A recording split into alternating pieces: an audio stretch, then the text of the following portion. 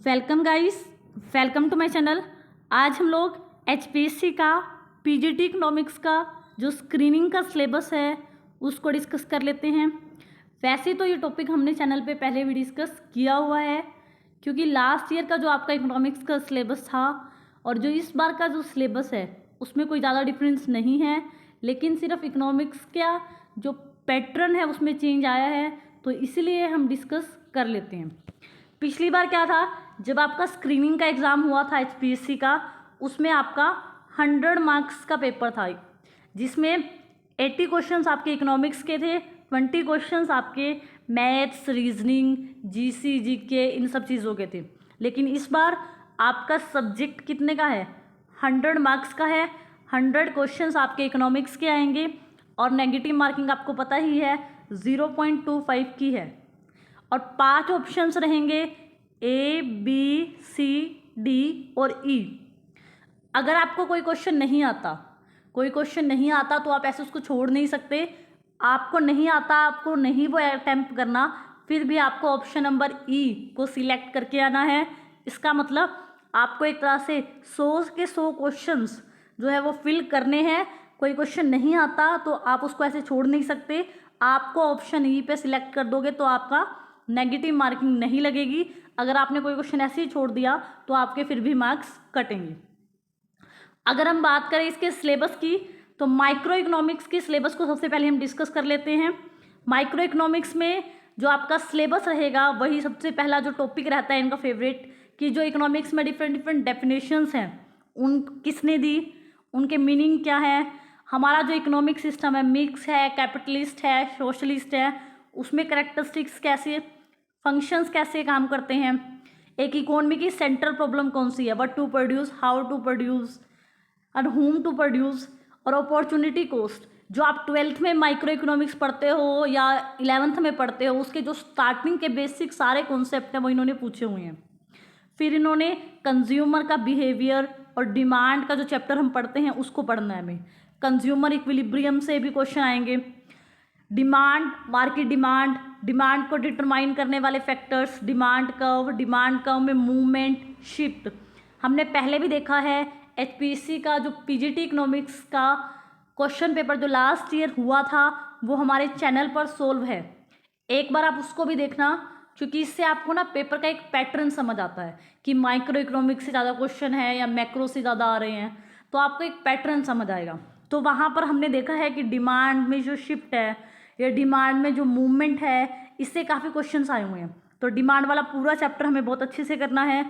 Elasticity से question आएंगे, measures कैसे करते हैं हम इलास्टिसिटी को, ठीक है, माइक्रो इकोनॉमिक्स में। और ये जो थ्योरी ऑफ कंज्यूमर बिहेवियर है ना, जिसमें हम हिक्स को पढ़ते हैं, सलस्की को पढ़ते हैं, तो हिक्स, सलस्की, ये जो कंज्यूमर बिहेवियर के अंदर इन दोनों को हमें पढ़ना है। और साथ कौन सा एक नया टॉपिक है, रिस्क और अनसर्टेनिटी। एक रिस्क की सिचुएशन है, अनसर्टेनिटी की सिचुएशन है, और उसमें कंज्यूमर किस तरह से बिहेव करता है ये भी हमें करना है। और कंज्यूमर की कार्डिनल अप्रोच और ऑर्डिनल अप्रोच, जिसमें कंज्यूमर इक्विलिब्रियम में डिसीजन लेता है, ये दोनों टॉपिक्स बहुत इंपॉर्टेंट आपके एग्जाम के पॉइंट ऑफ व्यू से रहेंगे। इसके बाद हम बात करें तो आपको प्रोड्यूसर का बिहेवियर को भी पढ़ना है, ठीक है। हम सप्लाई फंक्शन पढ़ते हैं, या फिर हम total product, average product, marginal product. तो आप देखना जो प्रीवियस ईयर पेपर आए हुए हैं ना, उसमें एवरेज प्रोडक्ट, मार्जिनल प्रोडक्ट और टोटल प्रोडक्ट, इनमें क्या रिलेशनशिप है, इससे काफ़ी रिलेट करके क्वेश्चन पूछे गए हैं। तो जो आपका प्रोड्यूसर बिहेवियर के अंदर यही रहेगा।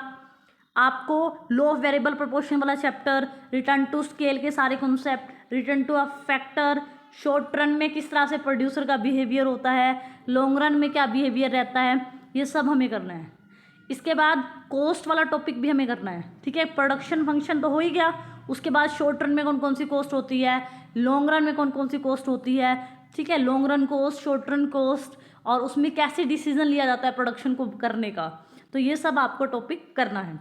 प्रोडक्शन हो गया, कॉस्ट हो गया। माइक्रो इकोनॉमिक्स में अगला इनका फेवरेट टॉपिक रिवेन्यू है, कि एक प्रोड्यूसर को डिफरेंट रिवेन्यू जो मिलती हैं, टोटल रिवेन्यू हो, मार्जिनल हो, एवरेज हो, तो उसमें क्या रिलेशनशिप है, कैसे एक प्रोड्यूसर ये डिसाइड करता है कि उसका इक्विलिब्रियम क्या रहेगा, ठीक है। तो ये आपको करना है। फिर किसको करनी होती है सप्लाई मार्केट के अंदर? मार्केट के अंदर सप्लाई का काम सप्लायर करता है। तो मार्केट सप्लाई क्या है, कौन कौन से डिटर्मिनेंट है जो सप्लाई को डिसाइड करते हैं, सप्लाई में कैसे शिफ्ट आता है, सप्लाई को कैसे इलास्टिसिटी जो होती है वो प्रभावित करती है, ठीक है। Different type of elasticity. Welfare economics से जैसे पैरेटो की कंडीशन पूछ लेगा, थोड़ी बहुत एरो की कंडीशन पूछ लेगा।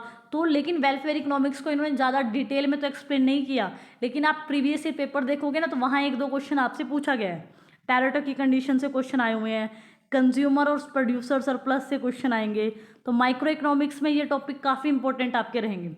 उसके बाद जो इनका फेवरेट टॉपिक रहता है जहाँ से ये क्वेश्चन पूछते हैं, जो डिफरेंट मार्केट हैं, परफेक्ट कंपटीशन हो गया, मोनोपोली हो गया, मोनोपोलिस्टिक कंपटीशन हो गया, ओलिगोपोली हो गया, डिओपोली हो गया, इनकी क्या कैरेक्टरिस्टिक्स हैं, कितने टाइप्स की होती हैं, शॉर्ट रन में क्या इक्विलिब्रियम डिसाइड होता है, लॉन्ग रन में हम कैसे इक्विलिब्रियम डिसाइड करते हैं, किस में एक्सेस सप्लाई होती है, किस में कौन सी कंडीशन का क्या मतलब होता है। तो यहाँ से मार्केट से काफ़ी क्वेश्चंस आपके एग्जाम में पूछे जा सकते हैं।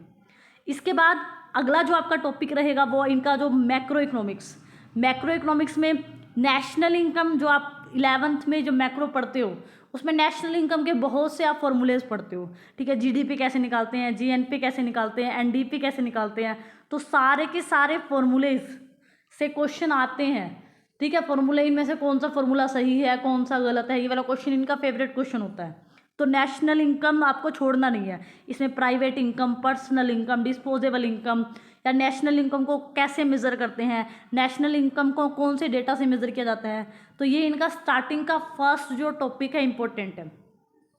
उसके बाद ये वाला टॉपिक इन्होंने सिलेबस में मेंशन नहीं किया है, लेकिन ये मैंने ऐड किया है इसके अंदर, क्योंकि जब तक हम केन्ज वगैरह को नहीं पढ़ेंगे ना कि केन्ज ने मार्जिनल प्रोपेंसिटी टू कंज्यूम दिया, एग्रीगेट डिमांड की बात की, एग्रीगेट सप्लाई की बात की, मार्जिनल प्रोपेंसिटी टू कंज्यूम, ठीक है, या कैसे केन्ज के हिसाब से इनकम और आउटपुट का इक्विलिब्रियम डिसाइड होता है, कैसे हमारा मल्टीप्लायर काम करता है। जब तक हमें केन्ज की इन कॉन्सेप्ट्स की जानकारी नहीं होगी, क्योंकि आगे मैक्रो इकोनॉमिक्स में इन्होंने पोस्ट केन्जियन तक पूछे हुए हैं, लेकिन इस वाले पार्ट को इन्होंने सिलेबस में डाला ही नहीं है। तो मेरा कहने का मतलब है अगर हम सिलेबस को एनालाइज करें तो ये चीज़ समझ आती है कि हमें केन्ज के ये सारे टॉपिक्स छोड़ने नहीं है। मल्टीप्लायर हो गया, इसका एक्सेलरेटर हो गया, या एग्रीगेट डिमांड से आप इक्विलिब्रियम पे जाते हो, तो ये सब टॉपिक्स आपके एग्ज़ाम के पॉइंट ऑफ व्यू से बहुत इंपॉर्टेंट है, ठीक है। इसके बाद जो इन्होंने पूछे हुए टॉपिक्स हैं, कंजप्शन की जितनी भी हाइपोथेसिस हैं वो सब इम्पोर्टेंट है। मल्टीप्लायर के diagrams, accelerator, theory of demand for money से काफ़ी क्वेश्चन से पूछते हैं। Quantity theory of money Phillips का भी इन्होंने पूछा है। ISLM मॉडल से तो क्वेश्चन पूछे जा सकते हैं, और कौन सी पॉलिसी, मॉनेटरी पॉलिसी कब इफेक्टिव होगी या फिजिकल पॉलिसी कब इफेक्टिव होगी, ठीक है। तो यहाँ से ISLM से आपसे काफ़ी क्वेश्चंस वो पूछेगा। तो ये वो टॉपिक्स हैं जो हमें काफ़ी ध्यान देने हैं। इसके बाद देखो सीधा इन्होंने क्या बोल दिया, पोस्ट केन्जियन थ्योरीज पूछ ली। अब उन्होंने पहले क्या किया, केन्ज के बारे में इंट्रोडक्शन नहीं पूछा सिलेबस में, या केन्ज कैसे इनकम और आउटपुट से इक्विलिब्रियम लेके आता है, और लेकिन उसके बाद क्या पूछ लेते हैं सीधा ही, पोस्ट केन्जियन की सारी थ्योरी बताओ। तो पहले आपको केन्ज पढ़ना होगा ना, तभी तो पोस्ट केन्जियन आएगा। तो हमें ये, इसलिए मैंने उस वाले पेज को ऐड किया था। तो पोस्ट केन्जियन की थ्योरी, मंडल फ्लेमिंग मॉडल इनका मतलब फेवरेट टॉपिक रहेगा जिसमें से क्वेश्चन पूछेंगे। ट्रेड साइकिल की जितनी भी थ्योरी है, ठीक है, ट्रेड साइकिल की जो भी थ्योरी है, हिक्स की हो, सैमुअल्सन की हो, वो सब आपकी मैक्रो पॉइंट ऑफ व्यू से इंपॉर्टेंट है। इसके बाद जो इनका अगला सब्जेक्ट है मनी एंड बैंकिंग के ज़्यादा सिलेबस तो इनका नहीं है, सिर्फ यही क्वेश्चन पूछे जाएंगे। मनी का मीनिंग, मनी का फंक्शन, और मनी का कैसे वो उसका स्टार्ट हुआ, मनी हमने यूज़ करना स्टार्ट किया।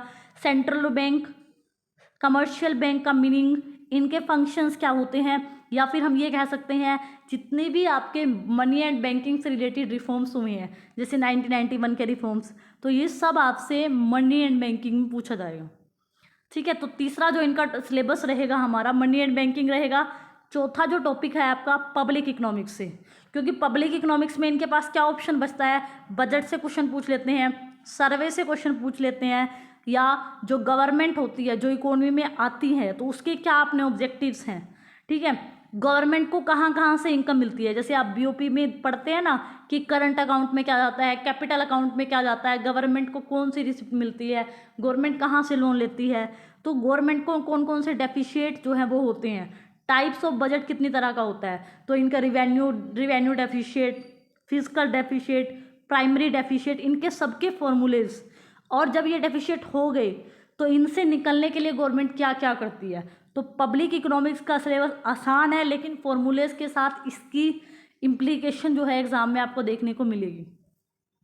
इसके बाद जो अगला जो इनका टॉपिक रहेगा, बैलेंस ऑफ पेमेंट, आप मैक्रो इकोनॉमिक्स का हिस्सा भी मान सकते हैं, उसको इंडियन इकोनॉमी का हिस्सा भी मान सकते हैं, आप इसको आईटी का भी हिस्सा मान सकते हैं। तो बैलेंस ऑफ पेमेंट से तो डेफिनेटली उसने क्वेश्चन पूछना है।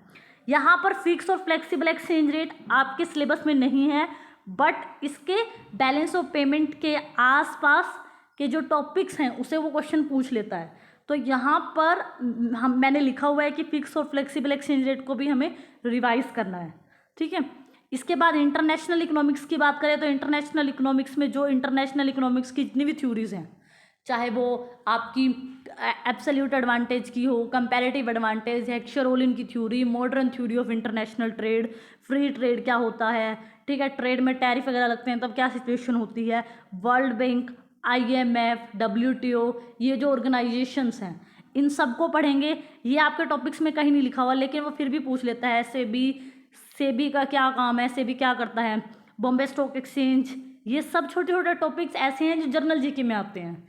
तो ये सिलेबस में भले ही मेंशन नहीं है, लेकिन एग्जाम में पूछे जा सकते हैं। इसके बाद अगर हम बात करें, वही मैंने आपको कहा, टर्म्स ऑफ ट्रेड वाला टॉपिक भी आपके लिए इंपॉर्टेंट है।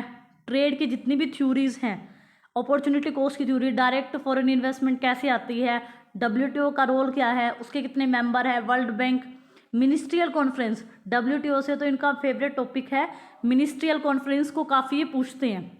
डेमोग्राफिक डिविडेंड इन इंडिया, हमारे यहाँ पर कितने युवा हैं या हमारा डेमोग्राफी कैसी है, मेल ज़्यादा है, फीमेल ज़्यादा है, कितनी पॉपुलेशन लेबर फोर्स में आती है, वर्क फोर्स में आती है, तो ये सब टॉपिक इनके इंटरनेशनल इकोनॉमिक्स में ये पूछ सकते हैं।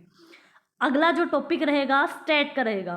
स्टैट में इन्होंने ज़्यादा, ये मैंने थोड़ा एक्सप्लेन कर एलोब्रेट करके लिखा हुआ है, लेकिन स्टैट में जो इनके मेन टॉपिक्स इनके रहेंगे कि जो हम नेशनल इनकम है ना, हमारी नेशनल इनकम में डिफरेंट तरह के डाटा को यूज़ करते हैं, जैसे NSSO हो गया, SSO हो गया, ठीक है, NSSO का डाटा या जितने भी तरह के हम डेटा को यूज़ करते हैं उनके सोर्स क्या हैं, उनकी क्या करेक्टरिस्टिक्स हैं, तो यहाँ पर वो क्वेश्चंस काफ़ी आपसे पूछे जाएंगे। और आपके टॉपिक्स में एक और है कि टाइप्स ऑफ ग्राफ्स, ठीक है, एक टॉपिक ये लिखा हुआ है कि टाइप्स ऑफ ग्राफ्स जो होते हैं, जैसे हिस्टोग्राम या लाइन ग्राफ, ये सब आपसे डिटेल में पूछे जा सकते हैं। ये आपको KVS में भी देखने को मिला होगा, वन डायमेंशनल डायग्राम कौन सा होता है, 2 डायमेंशनल कौन से होते हैं, 3 डायमेंशनल कौन से होते हैं। तो आपको HPSC की प्रिपरेशन करने में KVS और NVS के जो प्रीवियस ईयर क्वेश्चंस हैं वो काफ़ी हेल्प करेंगे, क्योंकि KVS का सिलेबस HPSC स्क्रीनिंग के सिलेबस से बहुत ज़्यादा मिलता जुलता है, ठीक है। इसके बाद जो मैंने आपको वही कहा कि डाटा जो है टेबुलर प्रेजेंटेशन कैसे रहेगी, ठीक है, different type of graph, histogram, polygram, ये सब आपके ग्राफ्स तो बहुत इंपॉर्टेंट है, क्योंकि उन्होंने स्पेशली लिखा हुआ है डिफरेंट टाइप्स ऑफ ग्राफ्स, तो ये आपसे पूछा जाएगा। इसके बाद जो मीन है, मीडियन है, मोड है, अर्थमेटिक मीन है, डिस्पर्जन है, इनका जो आपस में एक रिलेशन होता है ना, मीन का, मीडियन का, मोड का, फिर डिस्पर्जन कैसे आप मेज़र करते हो, इनके फॉर्मूलेज, यहाँ से क्वेश्चन पहले भी आए हुए हैं और अभी भी पूछे जाएंगे। रेंज हो गया, जैसे डिस्पर्जन को कौन कौन से मेथड से मेज़र किया जाता है, सारे फॉर्मूले हमें देखने हैं एक बार। उसके बाद जो इंपॉर्टेंट टॉपिक इनका है कोरिलेशन, आपसे पूछा जाएगा। कोरिलेशन और इंडेक्स नंबर, ये दोनों ही चैप्टर से ज़्यादा बड़े क्वेश्चन तो नहीं आएंगे, लेकिन ये कुछ भी पूछ सकते हैं यहाँ से। इंडेक्स नंबर और कोरिलेशन का जो चैप्टर है हमें उसको देखना पड़ेगा। और इस बार इन्होंने स्टैट की एक इकोनोमेट्रिक्स का जो एक टॉपिक है ना, हम रिग्रेशन करते हैं ना, रिग्रेशन करते हैं, और ये इकोनोमेट्रिक्स के अंदर जो रिग्रेशन जब रन होता है, या फिर हम कहें जो सिंपल प्रॉपर्टी है ऑर्डिनरी लीस्ट स्क्वायर की, OLS की, ठीक है, रिग्रेशन जब हम करते हैं तो OLS ऑर्डिनरी लीस्ट स्क्वायर की जो सिंपल प्रॉपर्टी है, बायसनेस, अनबायसनेस, ठीक है, होमोसडासिटी, तो ये जो सिंपल प्रॉपर्टीज़ हैं OLS की 10, ये इन्होंने स्पेशल की हुई है, सिलेबस में मेंशन की, यहाँ से भी 1-2 क्वेश्चन पूछा जा सकता है। तो सिर्फ इकोनोमेट्रिक से यही एक टॉपिक है जो इन्होंने उठाया है कि रिग्रेशन जब हम रन करते हैं तो वहाँ पर जो आपकी प्रॉपर्टीज़ है ना OLS की, वो अब काफ़ी पूछने लग गए हैं, PGT लेवल के एग्जाम्स में भी ये पूछा जा रहा है। तो आपको इकोनोमेट्रिक से इस टॉपिक को देखना पड़ेगा। इसके बाद हम बात करें इंडियन इकोनॉमी की, तो इंडियन इकोनॉमी के अंदर जो आपके 5 ईयर प्लान्स हैं, या इंडिपेंडेंस से पहले इंडिया की इकोनॉमी को थोड़ा बहुत देख सकते हो, ज़्यादा ज़रूरी नहीं है, लेकिन 5 ईयर प्लान सारे के सारे, ठीक है, उनमें कौन कौन से इशू आए, किसका कौन सा ऑब्जेक्टिव था हमारा, या फिर एग्रीकल्चर और इंडस्ट्री और फॉरेन ट्रेड को लेकर कितनी पॉलिसी बनाई गई, ठीक है। एग्रीकल्चर की लेटेस्ट पॉलिसी क्या है, इंडस्ट्रियल जो पॉलिसी है 1948 नहीं सॉरी 1948, 1956, 1991, फॉरेन ट्रेड से रिलेटेड जितनी भी पॉलिसीज़ हैं, ये आपका इंडियन इकोनॉमी में पूछे जाने वाले टॉपिक्स हैं। इसके बाद जो इनका इम्पोर्टेंट टॉपिक रहेगा, करंट फॉरेन ट्रेड पॉलिसी। आज के टाइम में जो करंट टाइम में फॉरेन ट्रेड की जो पॉलिसी चल रही है वो वाली बताओ कौन सी है। डेवलपमेंट को मेज़र करने का ये जो 2 PQLI और HDI, human development index, India की कौन सी रैंक है, इंडिया की क्या पोजीशन है, कौन से कंपोनेंट आते हैं, एजुकेशन में हमारी पोजीशन क्या है, क्या हमारी वैल्यू है इंडिया की, तो ये सब टॉपिक इनके लिए इंपॉर्टेंट है। और इंडियन इकोनॉमी के ये टॉपिक तो फेवरेट ही रहते हैं कि पॉवर्टी, अनएम्प्लॉयमेंट, इनइक्वालिटी की जो प्रॉब्लम है क्यों है, क्या इसके रीजंस हैं, इसके लिए गवर्नमेंट ने कौन कौन सी पॉलिसी लेके आई है। इसके बाद अगर हम बात करें, ये 1991 के रिफॉर्म्स बहुत इंपॉर्टेंट है, इससे KVS में भी क्वेश्चन काफ़ी आए हैं, NVS में भी आए हैं और HPSC में भी आएंगे। LPG की जो पॉलिसी है, लिबरलाइजेशन से पहले हमारी हालात कैसे थे, क्या हमने चैलेंज फेस किए, और जब हमने इस पॉलिसी को अडॉप्ट कर लिया तो हमें कैसे उन सब से निकलने में मतलब एक महारत हासिल हुई। तो ये इकोनॉमिक जो रिफॉर्म्स है ना 1991, इनसे तो क्वेश्चन आना ही आना है, तो ये वाला करना हमारे लिए इम्पोर्टेंट हो जाएगा। इसके बाद मैंने आपको बता ही दिया है कि एम्प्लॉयमेंट वाला टॉपिक भी इनका फेवरेट है कि अनएम्प्लॉयमेंट की जो सिचुएशन है या हमारे यहाँ पर एम्प्लॉयमेंट अपॉर्चुनिटी कैसी हैं, क्या इश्यूज हैं, क्या गवर्नमेंट के रिसेंट स्टेप हैं, क्या उसकी पॉलिसीज़ हैं, तो ये क्वेश्चन इनका फेवरेट है। और अब की बार इन्वायरमेंट इकोनॉमिक्स से सिर्फ एक ही टॉपिक ये पूछेंगे, वो क्या कि सस्टेनेबल डेवलपमेंट क्या होता है, और इकोनॉमिक ग्रोथ और डेवलपमेंट जब होता है तो इन्वायरमेंट का उसके साथ क्या रिलेशन होता है। हम पढ़ते हैं ना पहला ही टॉपिक इन्वायरमेंट इकोनॉमिक्स में, linkage between environment and economy, इसने इनडायरेक्टली उस टॉपिक को पूछ लिया है।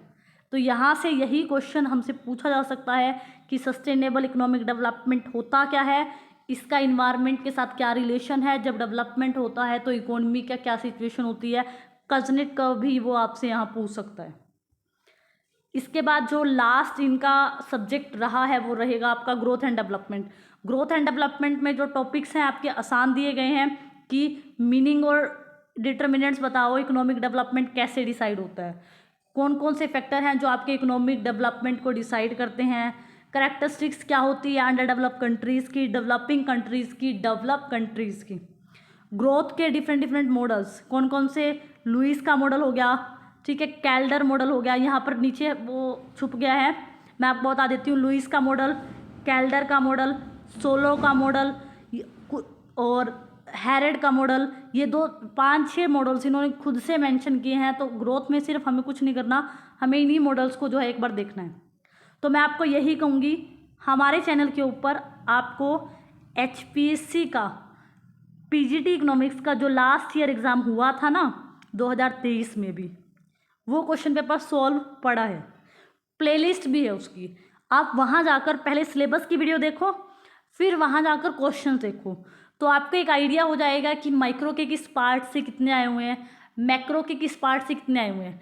अब देखो, आप अगर आप HPSC के क्वेश्चन प्रीवियस ईयर ढूंढोगे आपको ज़्यादा मिलेंगे नहीं, तो इस पेपर की तैयारी करने का सबसे अच्छा तरीका है कि आप KVS के प्रीवियस ईयर क्वेश्चन सोल्व करो, NVS के प्रीवियस ईयर क्वेश्चन सोल्व करो, आपको कोई सेट एग्ज़ाम मिल जाता है उसके क्वेश्चन सोल्व करो, क्योंकि कहीं ना कहीं सारे क्वेश्चंस मैंने आपको कहा KVS और NVS का तो लगभग सिलेबस आपका एचपीएससी का स्क्रीनिंग का सेम ही है, केवीएस एलबीएस से मिलता जुलता। तो जो भी आपको प्रीवियस ईयर क्वेश्चन कहीं से मिले आप उनकी प्रैक्टिस करो, और सबसे बड़ी बात पहले टॉपिक को रिवाइज करो बुक से। चाहे आपको वो टॉपिक आता हो ना आता हो, आता भी हो फिर भी आप सोचो कि मुझे एक बार पहले बुक से रीडिंग लेनी है, फिर मैं क्वेश्चन सोल्व करूँगा। और हमारे चैनल के ऊपर आपको केवीएस, एनबीएस, एचपीएससी बहुत सारे previous year question paper solve मिल जाएंगे, और इनकी पीडीएफ आपको हमारे Telegram channel economics by DD पर भी मिल जाएगी। अगर आपको मेरी ये वीडियो अच्छी लगी हो तो प्लीज़ मेरे चैनल को लाइक करना, शेयर करना एंड सब्सक्राइब करना। Thank you so much.